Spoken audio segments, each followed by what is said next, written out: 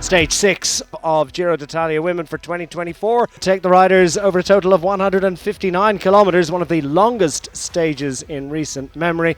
And on another hot day, it was set to be a particularly arduous day in the saddle as the riders made their way out of the seaside resort of San Benedetto del Tronto on the Adriatic coast, moving from one valley to another, up and down sawtooth profile throughout the day. And the jersey holders, as they had been on the previous days, at the front of the peloton, led away by Elisa Longo-Borghini in pink, as she has been since the outset of the race on day one last Sunday. Narrow advantage, just 3 seconds over the points leader, Lotte Kopecky, heading into this first of 3 mountain challenges, set to be a really tough and difficult conclusion to the race over the final 3 stages.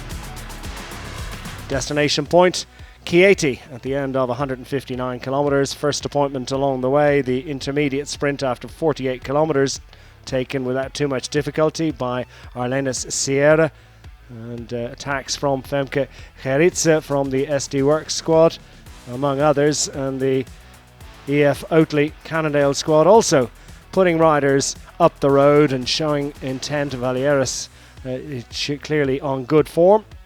She infiltrated a strong group, and the peloton dwindling in size as the day went on. 3 categorized climbs along the way. Penne climb, the penultimate climb of the day, being reached with 41.3 kilometers to go, at which time the peloton was still compact, albeit significantly reduced in size. Blanka Vas, the Hungarian champion, trying to get back in after an awful lot of legwork over the last few days. Paulina Royacker is showing good strength and cresting the penultimate climb of the day to take top points. Elise Schabu, a difficult moment as she crashed painfully. The Swiss rider had been part of a group that included Lotte Kopecky, who was of a mind to keep the pressure on, make it as difficult as possible. Elisa Longo-Borghini never straying far from the wheel of the world champion and the leader of the points classification. Kopecky again on the chase of a 4-rider group that had formed after the penultimate climb of the day. And Anna Santesteban in there for the Labarol squad. Liana Lippert for Movistar. Human Powered Health represented by Ruth Edwards and Erika Magnaldi from UAE Team ADQ, putting it up to the chase group with Brodie Chapman on chasing duties for Lidl Trek and the overall race leader, Elisa Longo-Borghini. Into the final 5-kilometre ramp up into the Finnish town of Chieti. Anna Santesteban wilting under the pressure put on the front of the breakaway by Erika Magnaldi. Gaia Realini setting the tempo for the overall race leader, but it was Lotte Kopecky that would begin the attacks and drawing the overall race leader, Elisa Longo-Borghini, clear. And then Longo-Borghini herself showing just how much strength she had as she tried an attack of her own.